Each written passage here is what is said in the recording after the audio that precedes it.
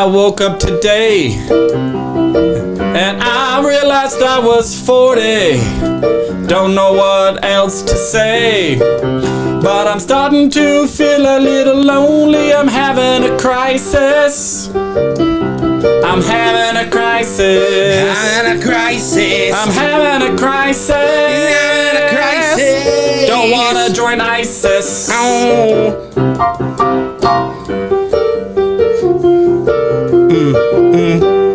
Okay. I woke up today and I feel really flat. I got no emotions and my belly goes splat.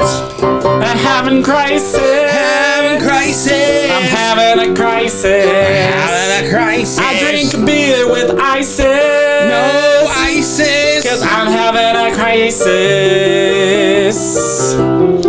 I look in the mirror. What a see. I don't like what I see. I start claiming out loud. When did I go bald? I'm having a crisis. 7 years ago. Crisis. Having a crisis. Oh, I'm having a crisis. Why do I sing like Axl Rose? Life is so full of strife.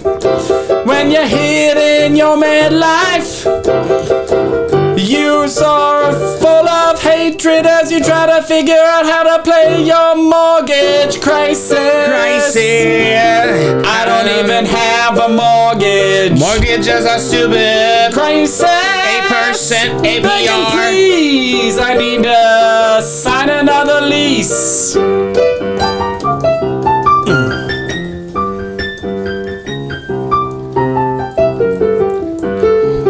Hey, Paul.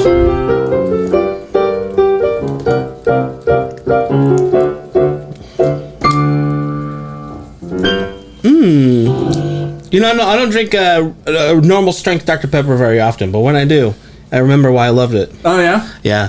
I just got off the normal strength Dr. Yeah. Pepper because I was drinking it by the gallon again. I have a problem. yeah. I have a problem. You know, Now I'm drinking Coke Zero. no, we're Dr. Pepper Zero. Actually, I do have cherry Coke Zero in the fridge. That's my jam. That's my Jimmy Jam. I will tell Jimmy you though, Jam? that Dr. Pepper is sponsored by Dr. Pepper. Yeah, sponsored by Dr. Pepper. We have to get our views up, probably. yeah. Our Dr. Pepper. Hey, Dr. Pepper. If you want to look like this or that, drink Dr. Pepper. Dr. Pepper Zero. Pepper That's so mean. That's so That's mean. mean, Paul. Yeah, no, you're going to get me canceled, Josh. I know. I don't want to get well, you have to have a career before you can get it canceled.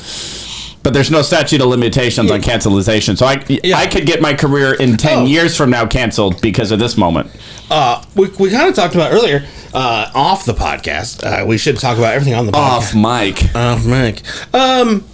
Yeah, there was a guy in Iowa does something fun. And there was like, oh, Busch Light, that's awesome. And then Busch Light's like, let's give money to charity. So all these people are giving money to charity. And they ended up being like $250,000. This kid donates to charity because of something fun that happened, right?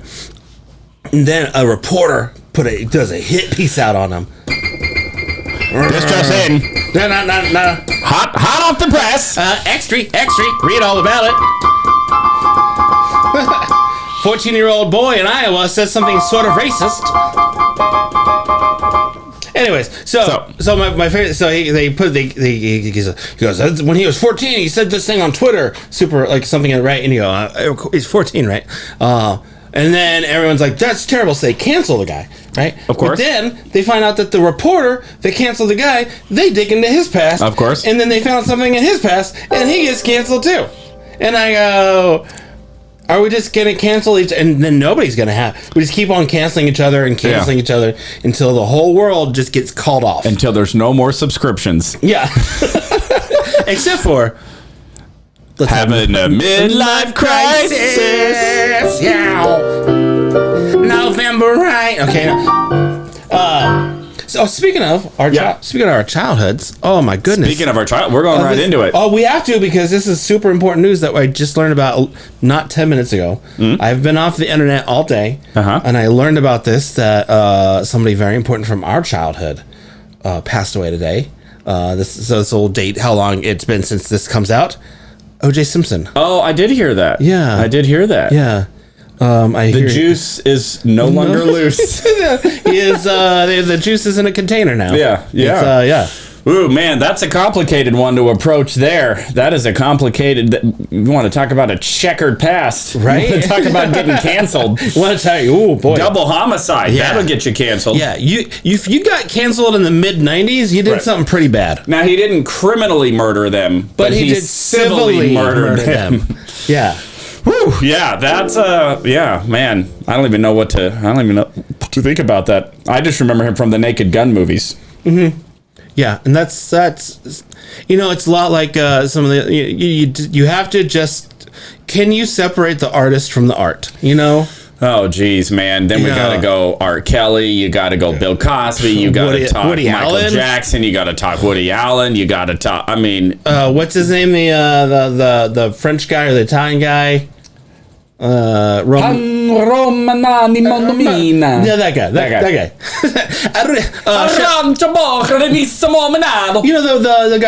So the Italian guy, he did a bunch of terrible things to the Mario.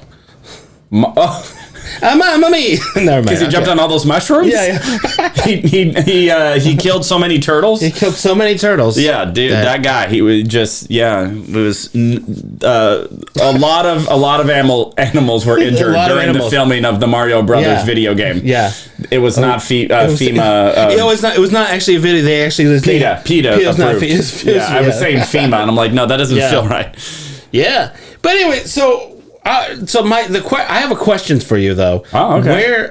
When the O.J. Simpson trial happened, did you have like a class where you like had to sit and watch it? Yeah, I think that was going on. I feel like I want to say 5th grade, but I don't know why. No, it couldn't have been 5th grade. Something else happened in 5th grade. This had to be maybe my freshman year in high school. I think because it was like 95, 96, right? Yeah, 95, 96, I would have been a freshman in high school. Yeah, because I'm pretty sure I was like 8th grader or freshman. Something. I remember having this really kind of poignant moment with a fellow classmate who was black, and he actually ended up becoming our student body president my senior year, because there was so much racial tension wrapped up into this, because we're still kind of off the heels of the LA riots. We're off the heels of Rodney King and all that stuff. And so I remember there seemed to be this undertone of the black community believed he was innocent because of his race, and they wanted to believe that he was innocent, and that this was just another example of the system sort of trying to pin a crime on somebody. And I remember having a conversation with that buddy of mine that when it came out that he was innocent, that he was kind of like, he felt vindicated. Oh yeah, and I'm totally like being very vague because I don't remember the specifics of the conversation, but I just remember having that conversation and that. It'd be weirder if you had like a photographic memory of all the slightly racist conversations you've ever I've had so many. Okay, so many. July 6, 1994. Dear diary. But yeah, and it brings up just this is totally unrelated to race or the O.J. Simpson trial, but it really brings up this other thing that I've really been struggling that goes in with my midlife crisis personally, and sort of my crisis of faith and my crisis of what is true.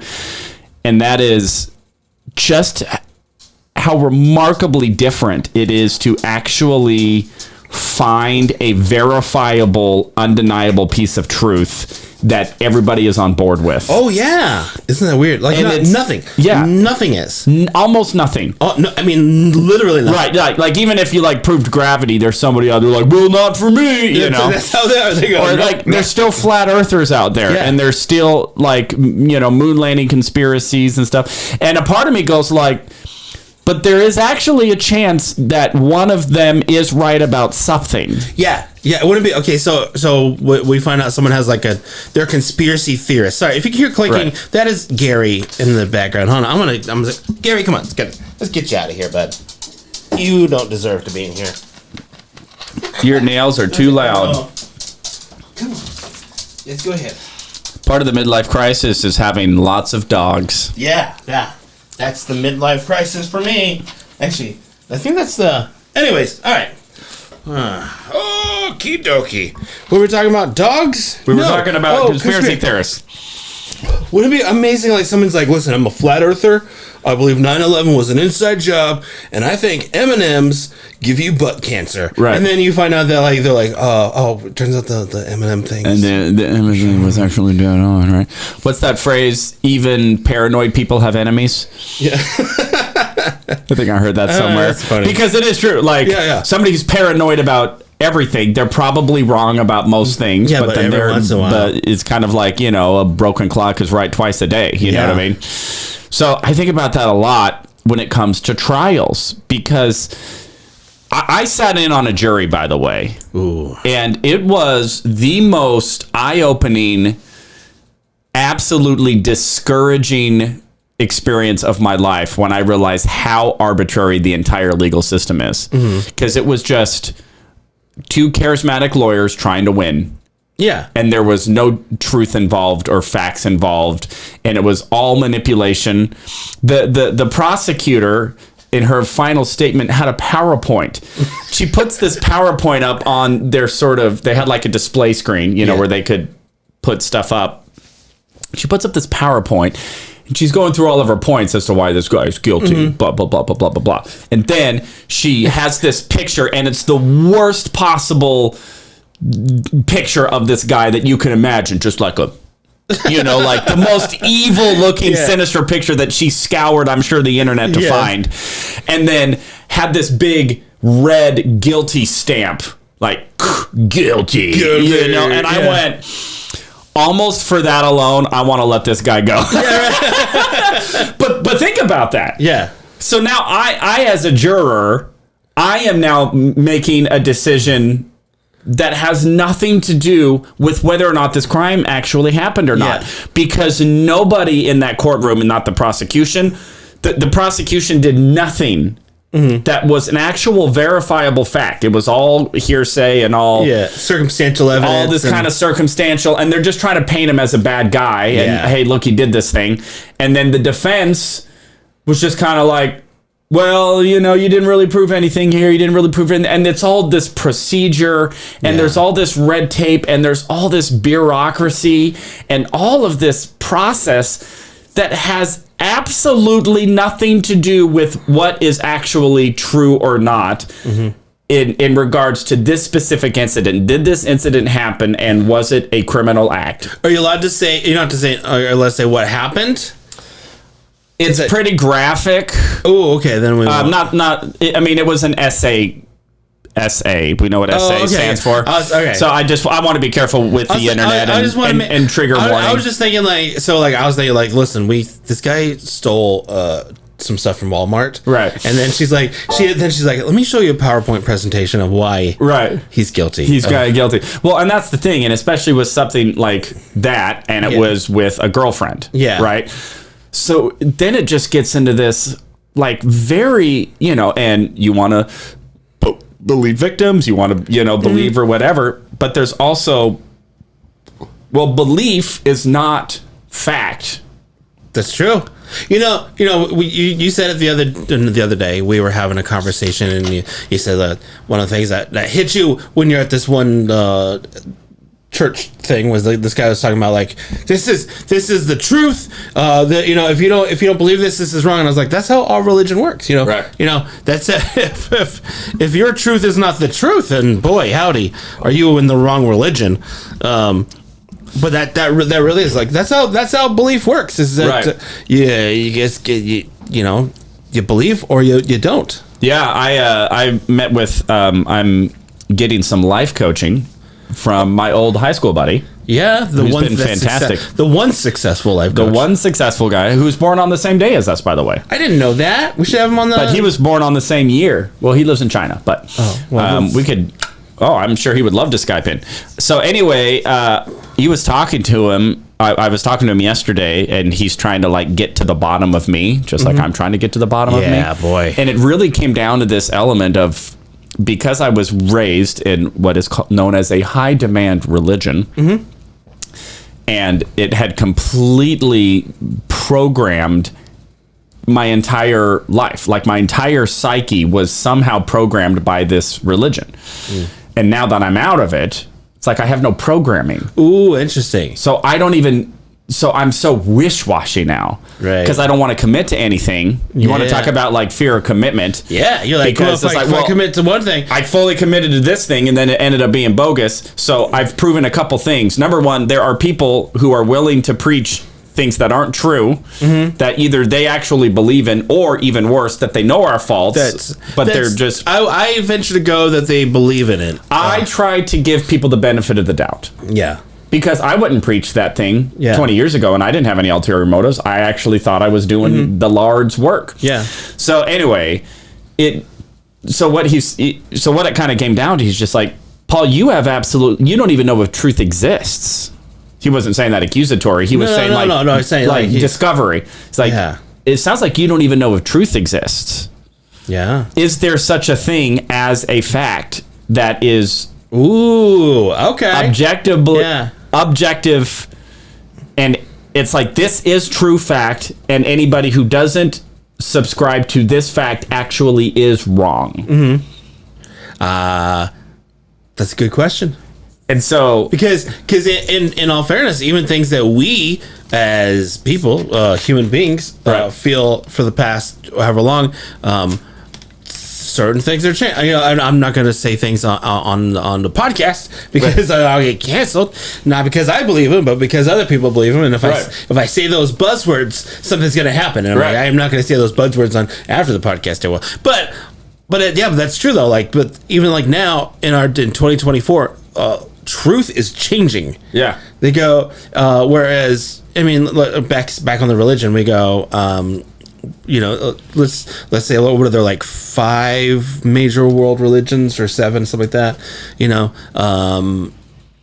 And you look at there, you go, okay, which one of these 5 are these a truth, or is there one that is the truth? Right. And so a lot of us go, well, in my eyes, my opinion, after doing my due diligence of my research and nerd alert, I go, okay, I believe that this is the truth. I believe this is what happened.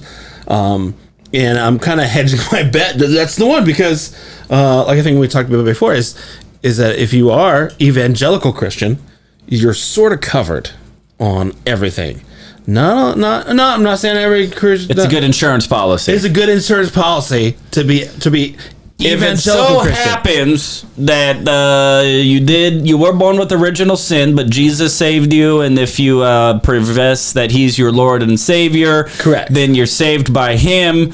And if it so happens that it wasn't that, and it's Muslim or Judaism, then you're fine. You're fine. It doesn't matter. So that's the one. That's if you're like, well, I kind of hedge your bet on whether. So like you go. So there's evangelical Christian, and then there's LDS Christian, right? We can agree that they're different. A lot of LDS people, or not a lot of evangelicals, will say that LDS is not actually Christianity. Right. It's a whole different religion, and that's fine. Which it is. Right, exactly.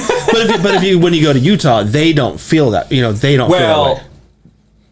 They do feel that they are Christian. No, exactly. They feel like they're a different sect of Christianity. Yes. Not an offshoot of a. Anyways.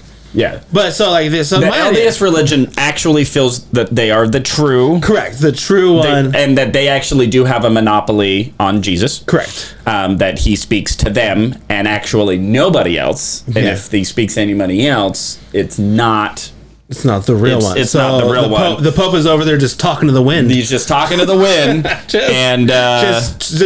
that doesn't mean that other religions don't have good parts or whatever. But that is the theology. So the theology a lot of people subscribe to that is if you are evangelical Christian, whether you're evangelical, would that embody pretty much any sort of Protestant? Yes, all Protestant / Catholicism. Oh, and that would even include Catholicism. Yeah, we would kind of put that because it's really because Protestant is an option of Catholicism. You kind of go. It's kind of like the idea of. So even according to an evangelical Christian belief system, Catholics actually are getting in the dance. Yes, absolutely. Oh, interesting. I didn't know that. Yeah. Because at the end of the day, you're still worshiping the one true God, the Son. Would you say that most evangelicals feel that way about Mormons, or do you think that?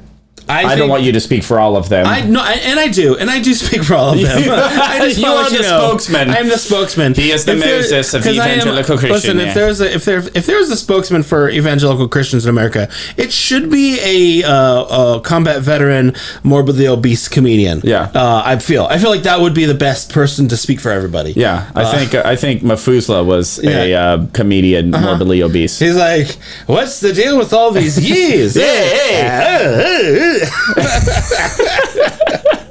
I'll tell you, I got my life insurance policy. Yeah. I only got 800 more years to cash it in. Hey,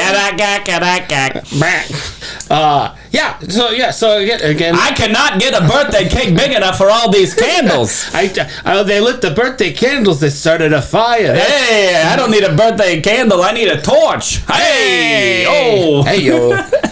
Why is Methuselah the two Muppets? All right, so you're making a point. Evangelical Christians.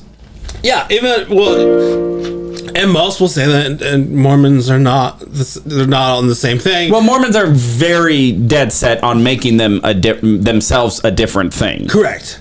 And so they're very much like, we actually aren't in your camp. We're not in the camp. We're in the. For a good PR thing, we'll try to say things that sound good, but if you actually get into theology in the culture, what's actually preached from their pulpits and stuff, it's kind of like, no. Yeah. We are the dance. And I think one of the big things that Mormonism has going for it is strong family values. Oh, yeah. When we go to Utah, holy cow, do we go, listen, I don't really believe what they're saying, but this might be, you know what I'm saying? Like, if their this is community building is unmatched. Yeah. Mormon communities, they're there for each other. They have each other's back. Yeah. I mean, the number of times I have helped somebody in my congregation move is... I mean, I could start a moving company. With how often, with how many people I move. Paul's Moving Company. Giving dinners to people who are sick. Showing up. Checking in on each other. So if you're in a good church, that's normal. That's a totally normal thing. I'm talking about the family. You go and you have like these big families, and they all get together on Saturday night, and they eat sandwiches and they open up gifts and they play games. And have band night. I literally had buddies who would I had a buddy who's LDS, and he would have family band night with his dad played trumpet, he played piano, his son played bass. Yeah, you know how awesome that sounds. Sisters on the percussion, you know what I mean, and they would just jam. Yeah, that sounds awesome. And they have enough kids to have a full band. We have enough kids here, and I have enough instruments. And if I can get my kids to pick up an instrument, I'm like, come on. I'm like, guys, listen, you better pick up the drums. You know what's interesting about that is I don't want to call anybody out specifically, but I have friends who are... Jim? who don't actually believe in the LDS history or the claims at all, but their families are so ingrained in the religion that they just keep going. Absolutely. And they still bring their kids to the activities because they don't want their kids out doing another thing, right? Yeah. So that's unparalleled. So anyway, that's how I feel. I know, it's amazing. I'll have to send a. This is why I need. Are you texting somebody right now? Are you texting? I'm texting my son. Are you texting God? Are you texting God? Be like, hey, which one is it?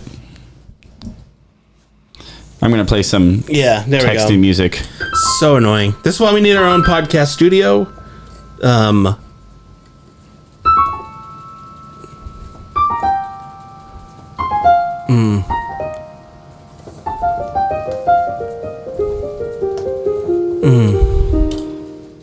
Yeah.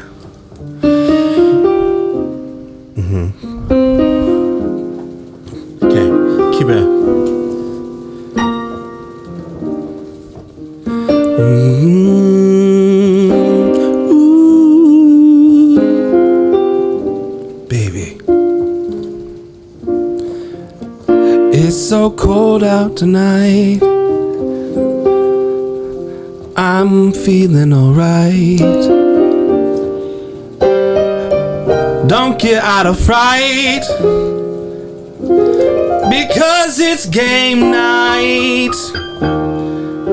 We got 70 cousins,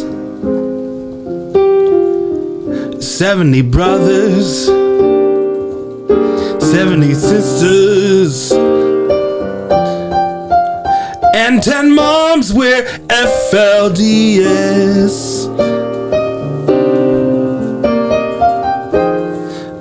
We got the biggest family in the West. We're hanging outside at our compound.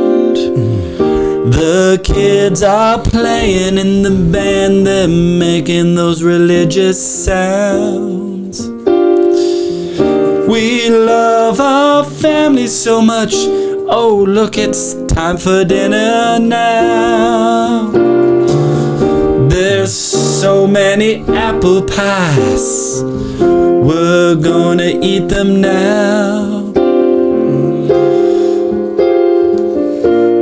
Here in the FLDS,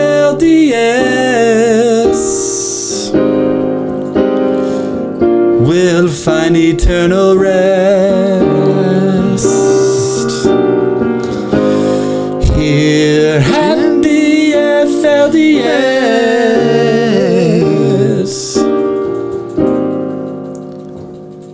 we'll find eternal rest.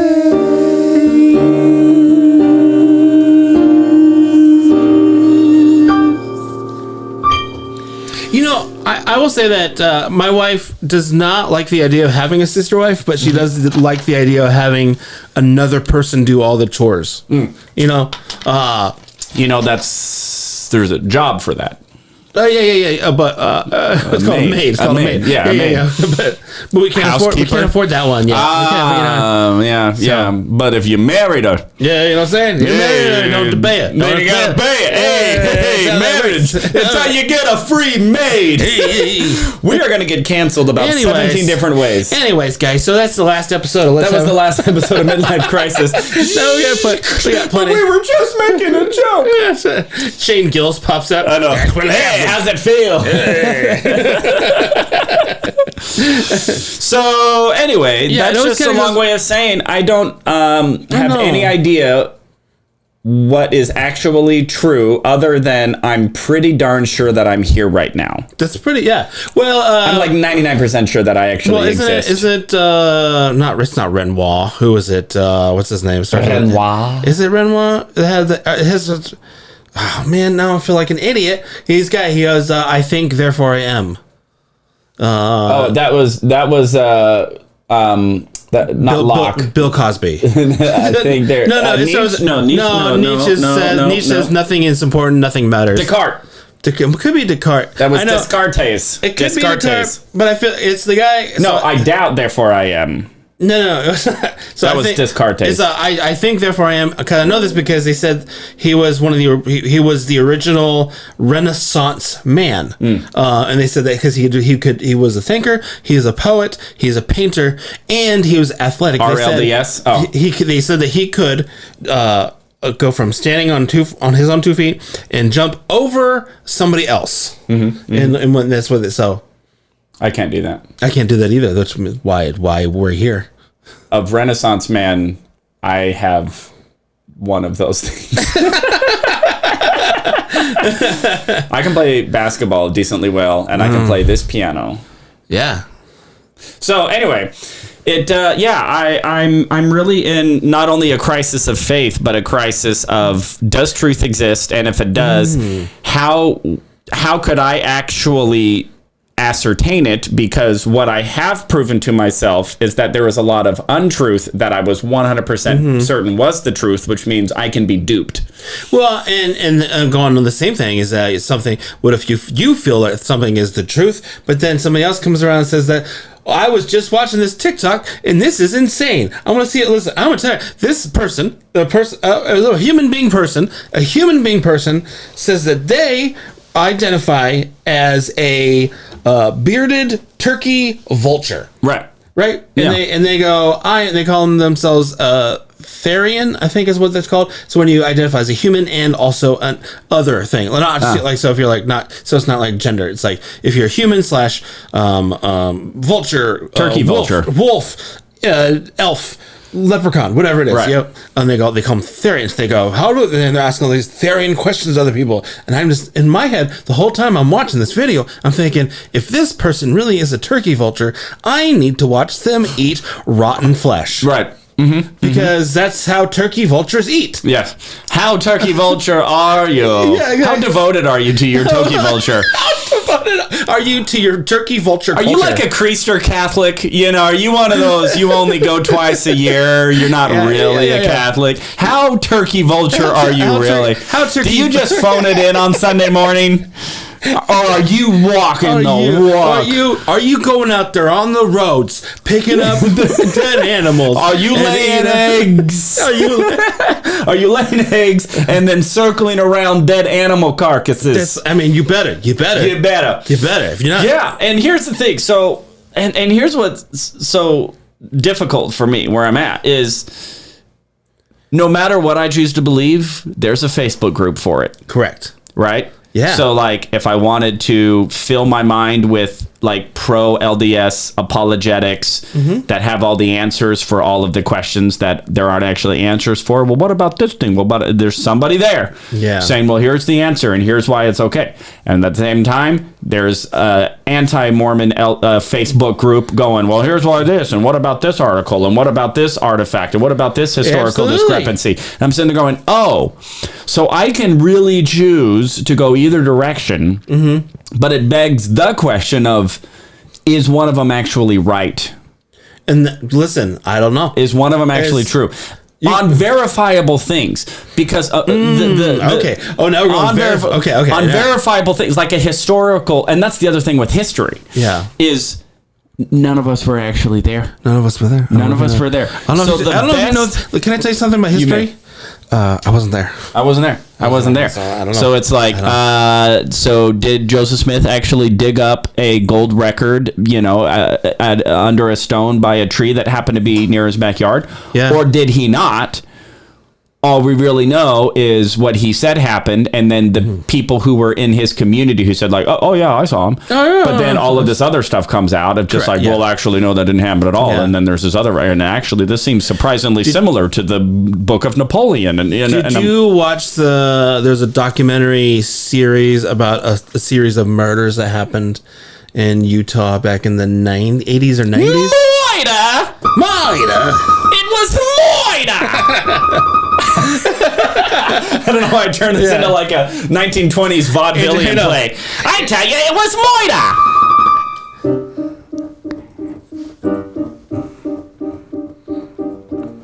Hey, let them over here.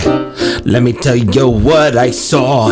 I saw some Mormons killing all over Utah. They came out with their knives. They came out with their guns. They came out with their words. They came out with their puns. Moida, Moida, it was gory. Moida, Moida, here's the story. Moida, Moida, it was gory. Moida, Moida, here's the story. It was late, a creepy night, and there was screams filled with fright. The blood it flew, the blood it poured. Oh, there was so much gore. It was Moida, Moida. It was gory. Moida, Moida. Here's the story. There was a man there. He had a bomb, yeah. He put it underneath the car of a woman, but she wasn't the one he was after. He was after her husband. And what was it? Moida, Moida, here's the story. Moida, Moida, here's the story. Moida, Moida, it was gory.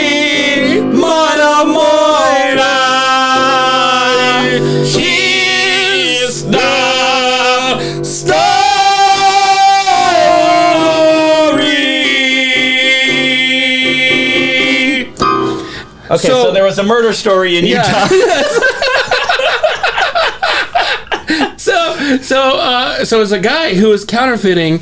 I know that story. LDS thing, right? Yeah. And so to cover up his crimes, he started bombing people involved that could get so that's this whole thing. And so but one of the things he sent a pipe bomb to thinking it was to this one person, but his wife ended up opening the thing up, and then that was the whole thing. And then he tried to kill himself, but then he didn't on accident.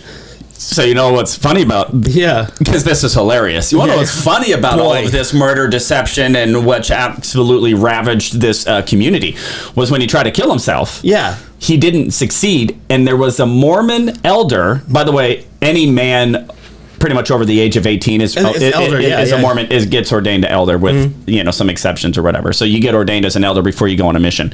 So pretty much any active adult man in the church is an elder.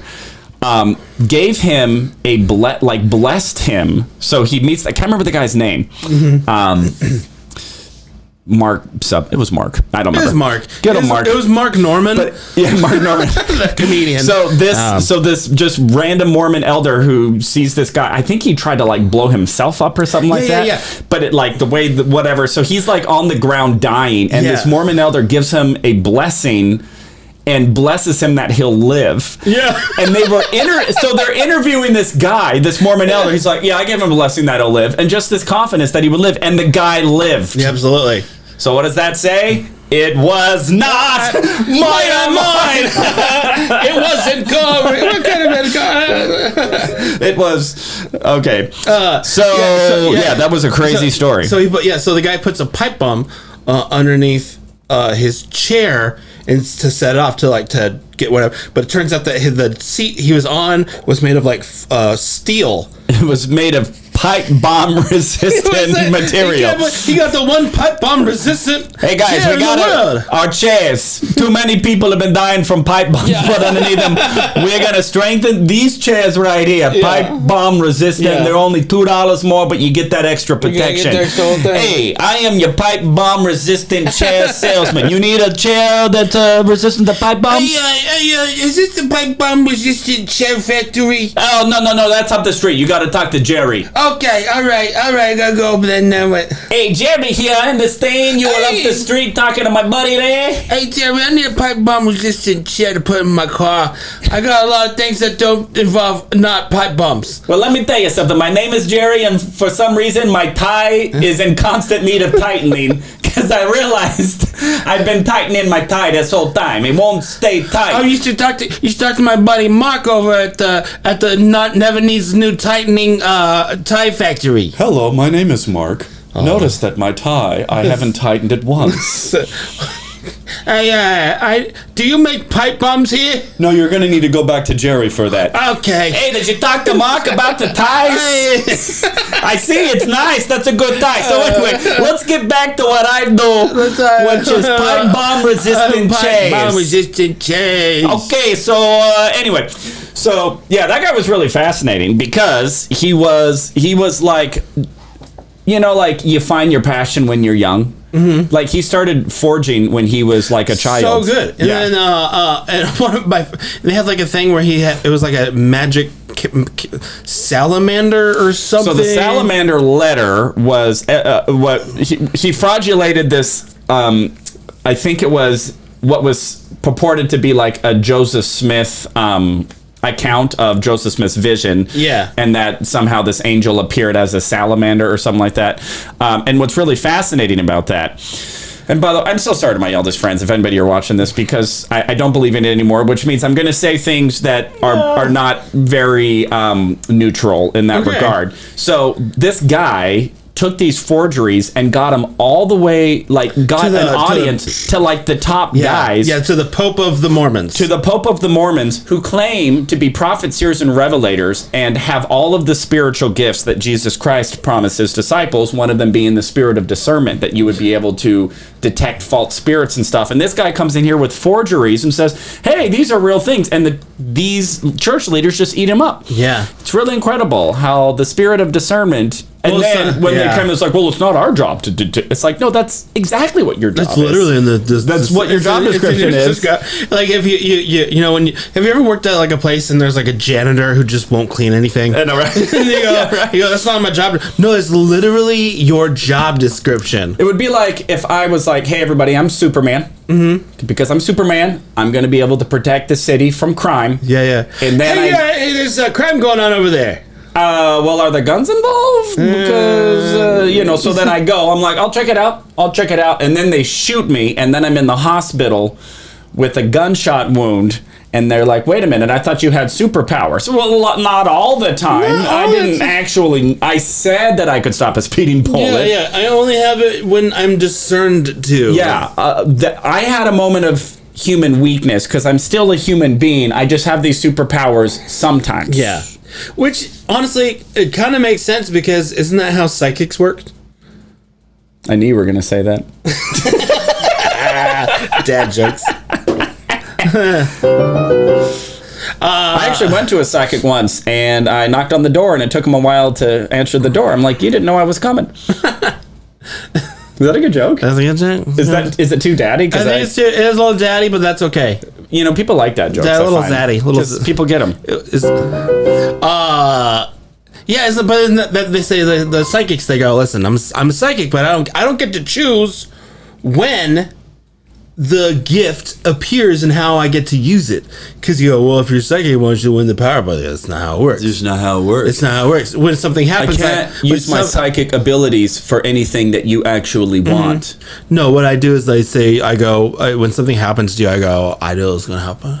This wasn't the psychic reading you deserved. It was the psychic reading you needed.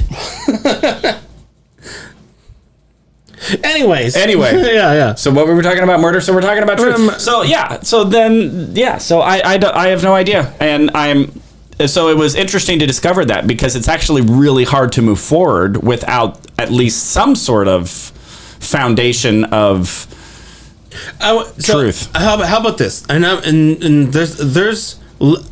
This is for once I'm very very serious in a funny way. And I will get you the books, and you can do all the research you want to. I don't want to. Okay, good. then I exercise the improv rules of no.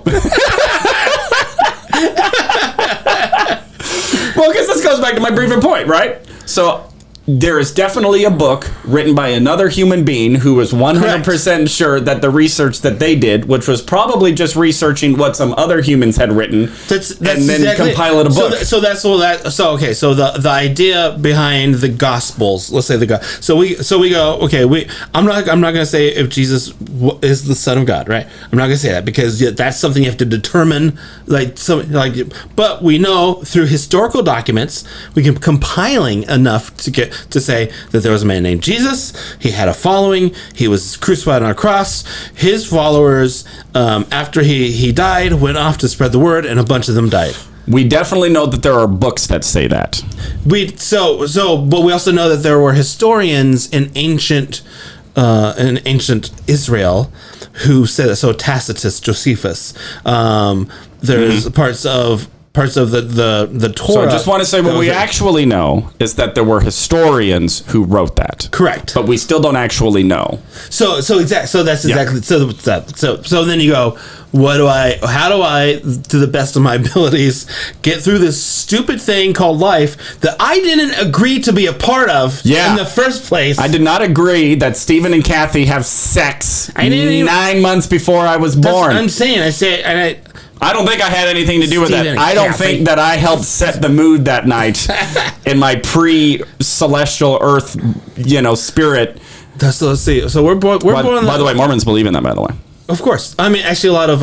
Is that not unique? It's not super unique because it's still in the idea of like Hinduism, or that there is that the spirit is eternal, and so even some predates the body, some and Christians will believe that too, that postdate the body. Correct. Okay. Correct. So it's not. That's whatever. Whatever. But here's my question: June 28th, babies. What day was 9 months before then? Like, what happened 9 months before? Let's see. That would put us in what, about October? Maybe Halloween? Halloween? So 6 months. You know those sexy December, Halloween costumes. December, November. Your mom was probably wearing that. Beginning of October. Oh, it would have been beginning of October. So, Harvest Fest? Harvest.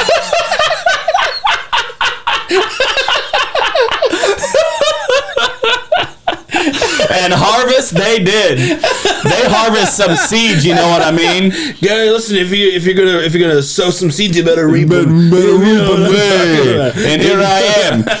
I guess we could say those seeds weren't planted in good soil. Hey, look at that. That was a New Testament analogy and self-deprecating all in the same time. You don't get those all everywhere. You don't get a self-deprecating New Testament analogy joke all wrapped into one and actually have it not be funny. That's a trifecta. Not funny. Not New funny. Testament. New Testament. Self-sabotaging. Yeah. That's a good one. That's the trifecta I try to get in all my jokes. Yeah. Self-deprecating. If there's only a way that we can not be funny all the time. Not funny. How are we looking at? What were we talking about? Oh, yeah. It's Harvest. So the Harvest? It's the Harvest Festival.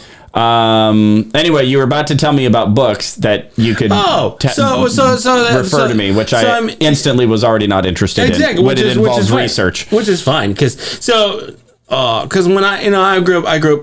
My dad was a preacher, and then I was not a good kid, and then I left. I disagree. I think you were exactly how you needed to be. I was no. If you met me, you would have been like, he's a piece of crap.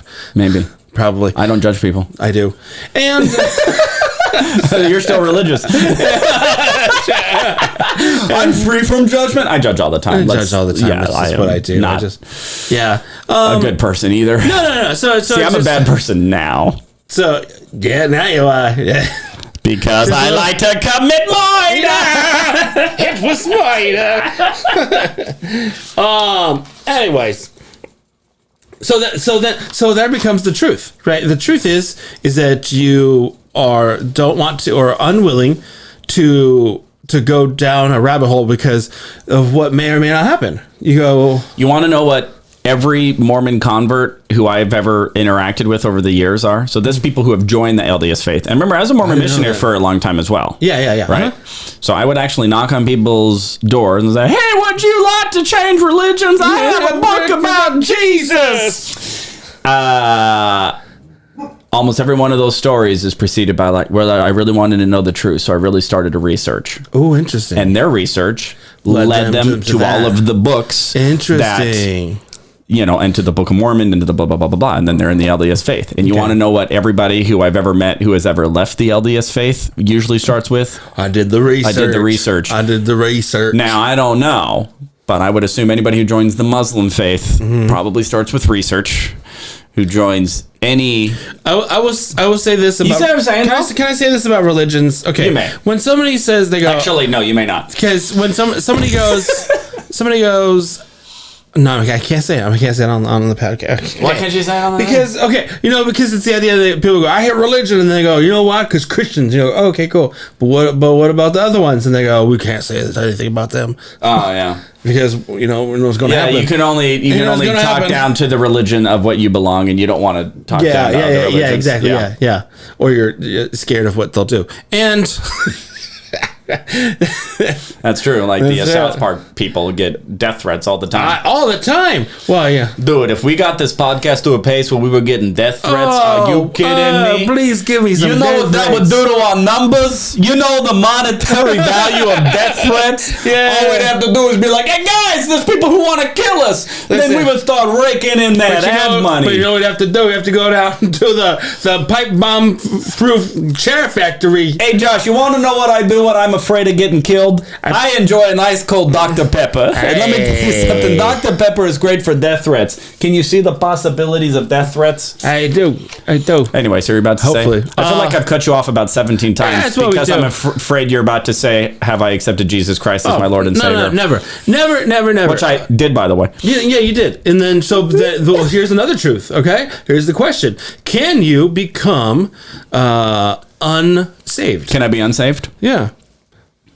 That's a question for your theology.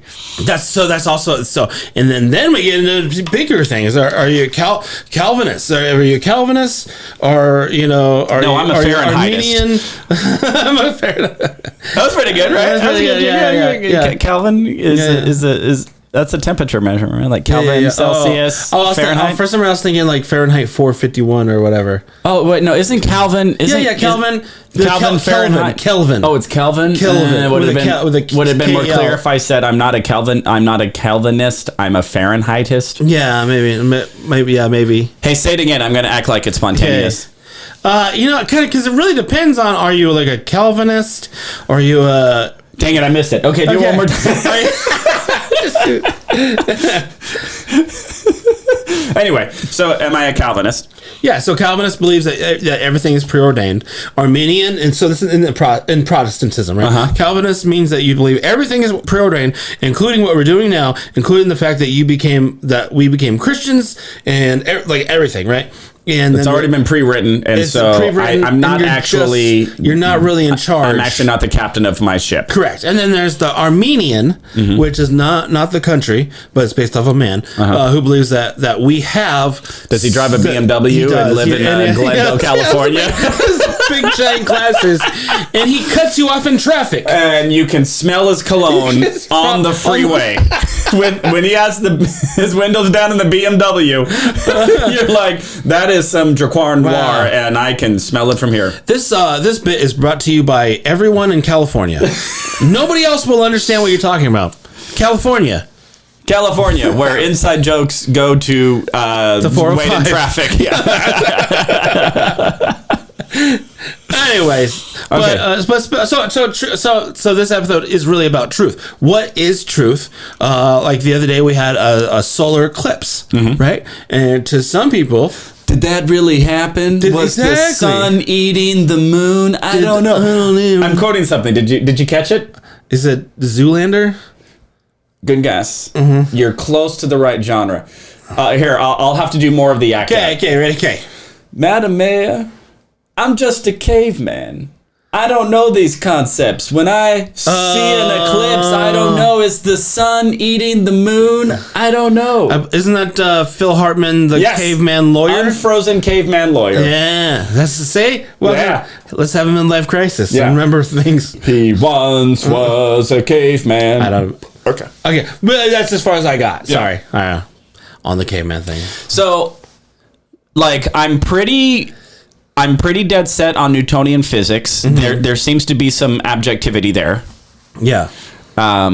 Biological chemistry, there seems to be a lot of truth there. So when it really comes to anything within the Newtonian, because that seems to be repeatable, verifiable, and but here's the question: fairly consistent. Yeah, but have you done the experiments yourself? No, I haven't. So there you go. That's true. And then I go, well, yeah, I didn't drop an apple and then measure the distance and the thing. And well, it's like germ therapy. Germ therapy. No, germ theory, where it's you go, okay, all disease, all the thing, it's caused by germs, right?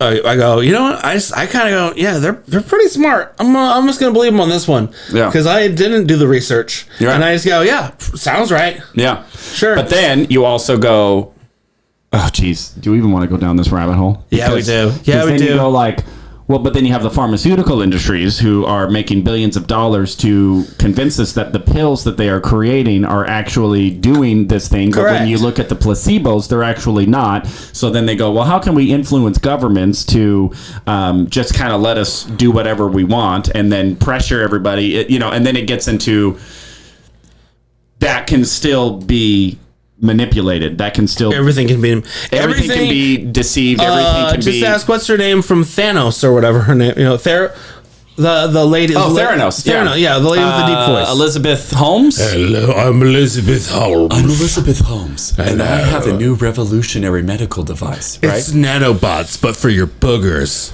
Grow the nanobots, grow them up in the grow the nanobots in your sidewalks. Grow the No, that's actually a They Might Be Giants song. Oh, did you think I was improvising? I didn't know that. I don't know that. So I do. I used to love They Might Be Giants. Oh, the best way to describe the sun though. The sun is a mass of incandescent gas, a gigantic nuclear furnace where hydrogen is turned into helium at a temperature of millions of degrees. The sun is hot, the sun is not a place where we could live. But if not, there'd be no life without the light it gives. The sun is a mass of incandescent gas, a gigantic nuclear furnace where hydrogen is turned into helium at a temperature of millions of degrees. I love that we just know these. Okay, good. All right. What's that? I just love that we just know. We know what They Might Be Giants song. I didn't know you were a They Might Be Giants song. Love. I can listen to them for hours and hours and hours, and I have. Like when I'll be on a road trip, I can just put on TMBG and just lose myself. And I want to say, it was either They Might Be Giants or Bare Naked Ladies. One of them did a really good kids album. It was probably They Might Be Giants. They Might Be Giants has an extensive kids library. Yeah. And they've actually written a theme song for so many shows that you didn't even know. Earthworm Jim. They Courage the Cowardly Dog. Yeah. Malcolm in the Middle. Yeah, I know. Yeah. You're not the boss of me now. Yeah. That's They Might Be Giants. So good. Yeah. I've seen them. I think maybe this is a long time. I haven't seen them since I was 20, probably. So 20 years. I haven't seen them in 20 years. Yeah. So are they still alive? I don't know. They're still alive. I checked their tour schedule, and it's one of them got injured recently, so they had to cancel the tour. And they're all like kind of international now, so it's kind of hard to catch them. Did we go to the same concerts? That'd be funny if we go. Well, I was a pretty big not concert goer. Oh, so when I was younger. Okay, I went to a lot of like local concerts because I actually. Who'd you see? I saw Jimmy Eat World. Well, they're from here, right? So you have to. You gotta watch. You gotta watch. I saw Jimmy Eat World. But other than that, I remember seeing Jimmy Eat World. I remember seeing Death Cab for Cutie. Okay. Do you like Ween? Don't know Ween. Okay. Well, if you like They Might Be Giants and you like Death Cab, I think you're gonna like Ween. You're gonna like Ween. Yeah. I feel like it's like right up your alley. I was a nerd in all the wrong ways because I was kind of this elitist because I was a musician, right? And so I wanted to be all into jazz. Yeah. And so I kind of had this, that pop music, it's only 3 chords. It's not cool enough for me. I only want classical and jazz. So that I remember going on my mission with this sort of elitist mindset, like I'm too good for pop music. Yeah. And I came back from my mission, and I met these friends in one of my singles congregations who were like way into like the indie rock music scene and stuff like that. And they were so cool, and they kind of accepted me. And I'm kind of like not cool being this elitist prick all the time and like being too cool for this music. And then one of them gave me a Weezer album, and one of them gave me Jimmy Eat World. Yeah. And I'm sitting there going, I kind of like this music. I kind of want to rock out, but it's not jazz. It's not complicated. It's only 3 things. So if it makes you feel any better, Weezer is the band members. They came from Berkeley and Juilliard. I know, right? Yeah. So and that's the thing. You find out that like there are all these like educated musicians, and some bands. So Dream Theater, one of my. Oh my gosh, right? I know Dream Theater. So if you are a middle-aged man and you don't like Dream Theater, you've never heard them, because if you're a middle-aged man, you would love Dream Theater. Yeah. Prog rock is what we're made of. Right. So like there are like 3 of them met at Berkeley School of Music, and then Jordan Rudess, who I think that you would love, he's the pianist. He went to Juilliard. He was a child prodigy. Of course. And I think he went to Juilliard at the age of like 16 or something like that. Oh, jeez. So he's like probably like a classical trained pianist, and he can play like Rachmaninoff. But instead, he's doing pop music. Oh yeah, it's not even pop music. He does. Yeah. It's intricate. I'll show you the video. I'll show you. I'll send it to you in a minute. Okay, it might be. Not do it on because I don't like doing research. No, it's no research. It's literally you watching a video of one of the best. That sounds like research. Piano guys ever. Sounds like research. Playing. I don't even know if it's true. It's not true. How am I supposed? You just gotta watch this video, man. It's gonna open your eyes to the truth, man. So way back on the truth. This is that I wish this were a joke. During COVID, I worked a lot of colleges doing comedy, right? Mm-hmm. And so I was in the Army, and I was like, listen, the Army puts so much things in my body. I don't care. There's nothing that they can put extra in my body that's going to make it worse, right? So I was like, I'll get all the vaccines. I don't care. But if you work colleges, you had to have vaccines. And right. I was in LA, same thing. I couldn't show up without a vax card. Yeah. So I was like, fine, I don't care, whatever. But my wife, she got one vaccine, I think, and then she went to her naturopathic doctor, who I'm all for. Holistic medicine, right? I'm all for it. If that's your thing, just do the research. Do the research. I'll let you know. But she comes back and she goes, my doctor says that I don't need to get another booster because the vaccine has nanobots in it. Grow the nanobots, grow them up, and they grow the nanobots in the sidewalks. Grow the nanobots. Everybody go Google They Might Be Giants nanobots. Then you'll get the song that I'm singing. Yeah. This is absolutely 100% true story. And maybe there are. Maybe there are, but just I remember coming, and then she came and she said, my doctor. I said, you are no longer going to that doctor. Yeah. That is not a doctor. That is not a naturopathic doctor. That is a conspiracy theorist. Yeah.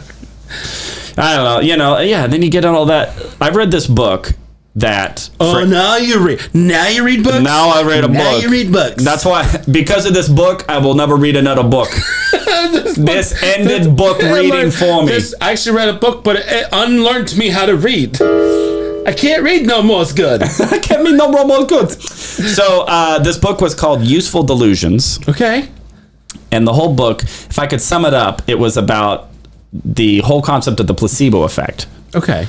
But it took the idea of placebo effect and extrapolated it to every element of our lives. And by the end of the book, it's going, pretty much everything that I think, believe, and feel is probably made up.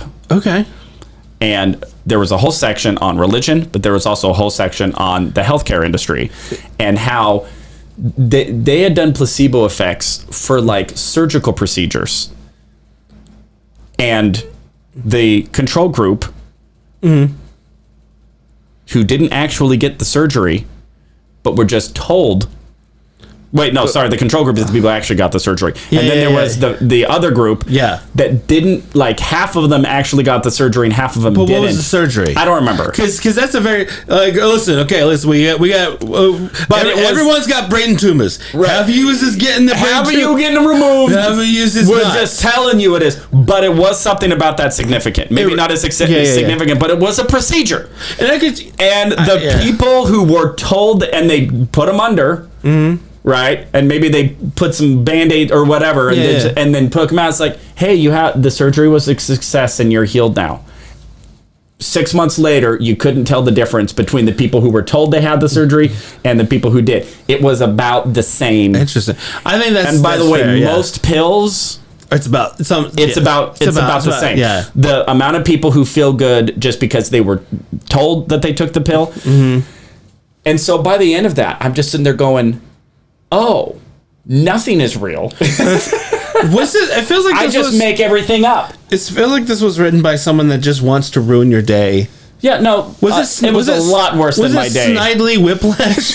Snidely Whiplash is like... He kept trying to sell me chairs that were pipe bomb resistant. He was like, Paul, read this book. And his tie would not stay tight. I couldn't figure it out. He put my girlfriend on the railroad tracks. And he kept doing this with his mustache. I'm like, why do you do this every time? It's already cold. You got wax in it. It's fine. You don't need to do it all day long. It's okay. But it was fascinating. And guess what?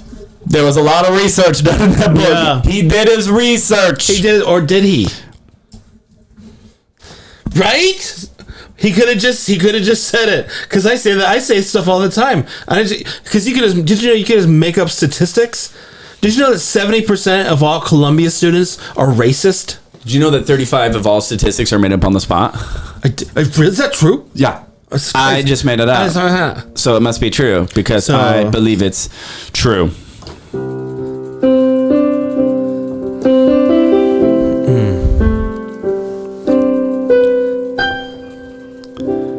I read a book. Now I have a new outlook.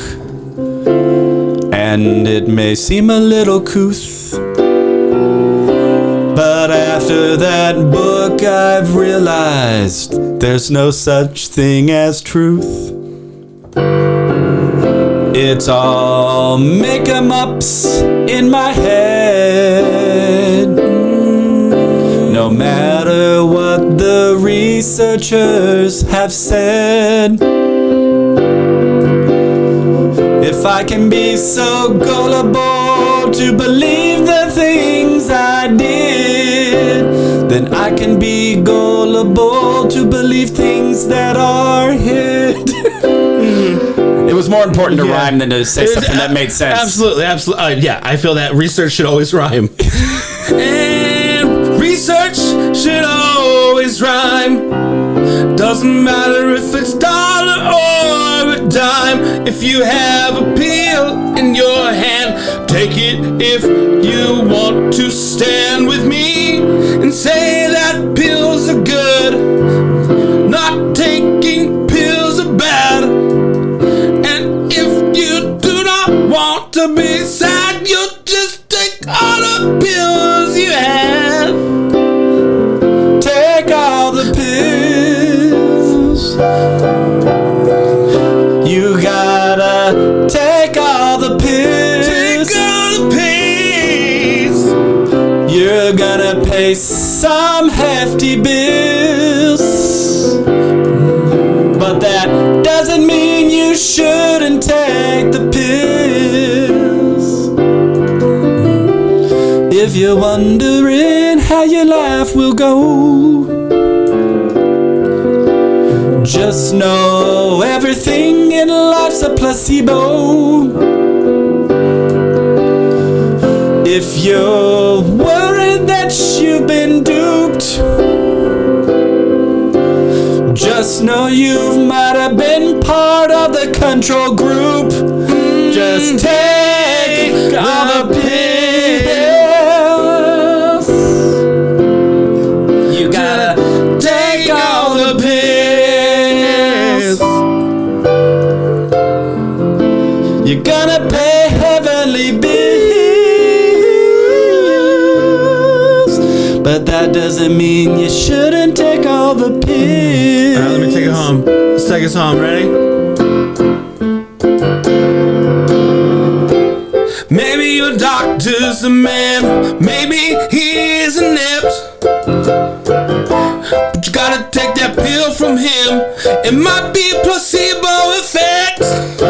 Maybe they know what they're talking about, but then again, maybe not. Maybe that vaccine will help you, or maybe it's filled with nanobots. Take all those pills.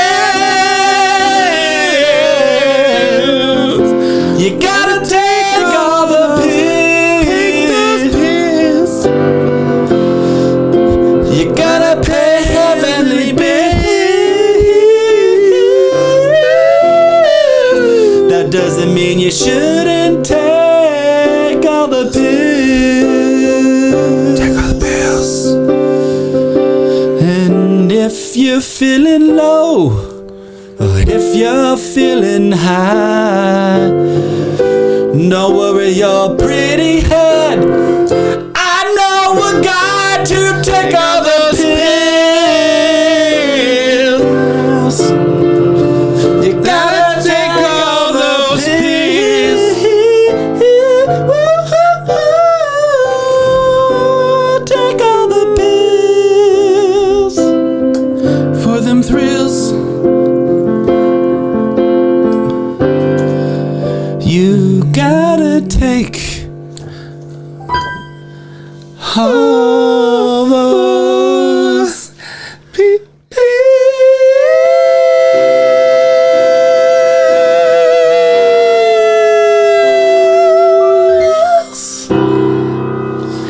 I think that's a good place to stop. That's a good midlife crisis. Because honestly, this is not a joke. I do have to take my pills. You gotta take my pills. I take my pain pills because you know the army. You really have to take the pills, or are the nanobots just now controlling your circulatory and your nervous system? The nanobots, and now I do robots. Grow the nanobots. I wish I knew how to play that song on the piano. Well, no, by next time. Everybody, thank you so much for joining our midlife crisis. The midlife crisis podcast. Yeah, thanks for. Oh, I'm Paul Green, everybody. I'm Josh Novi. Follow Paul Green at Paul Green Comedy on all the Instas. Paul Green Comedy, and follow Josh Novi. Josh, wherever you follow Josh Novi. I don't know your handles. I'm really flattered you know mine. It's well, mine is literally. It's just there's no other Josh. There's actually there's one other Josh Novi in the world. We don't. I got that guy. Okay, that guy. I'm sure he's a nice guy. I hope the nanobots control his brain and he just walks off a cliff. That was really dark. Joshua Novi, if you are watching this, I'll let you know. We want to commit murder on Josh Novi. He's going down. He doesn't know me. Guys, thank you so much. Bye. Tune in next week.